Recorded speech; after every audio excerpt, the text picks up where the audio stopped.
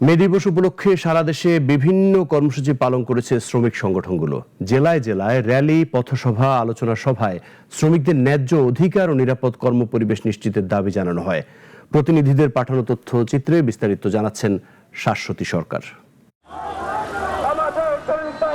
আন্তর্জাতিক শ্রমিক দিবস উপলক্ষে নারায়ণগঞ্জের রূপগঞ্জে স্থানীয় শ্রমিক ও রাজনৈতিক ব্যক্তিবর্গের অংশগ্রহণে পথসভা ও র্যালি অনুষ্ঠিত হয়েছে।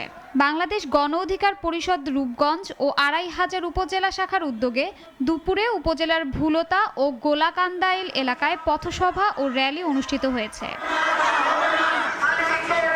দুনিয়ার মজদুর এক হও, শ্রমিক ঐক্য জিন্দাবাদ স্লোগানে টাঙ্গাইলে যথাযোগ্য মর্যাদায় উদযাপন করা হয়েছে মহান মে দিবস।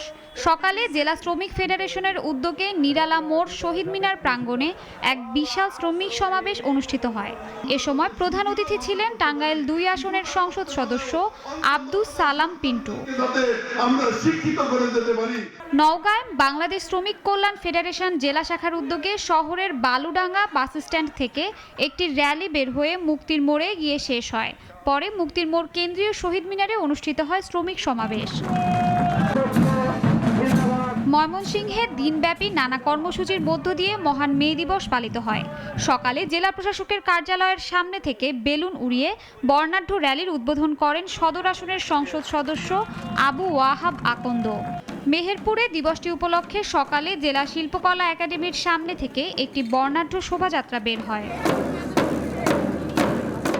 রংপুর জেলা প্রশাসকের কার্যালয়ে সকালে বেলুন ওড়ানোর মধ্য দিয়ে শুরু হয় মে দিবসের আনুষ্ঠানিকতা। পরে শ্রমিকরা তাদের বর্তমান প্রেক্ষাপটে মজুরি বৃদ্ধি সহ নানা দাবির কথা তুলে ধরেন।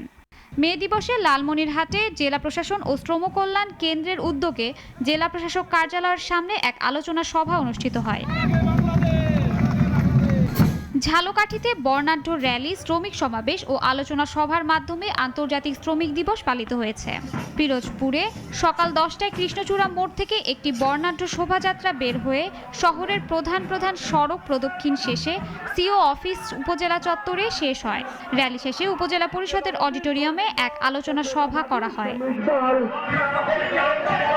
শাশ্বতী সরকার, নাগরিক।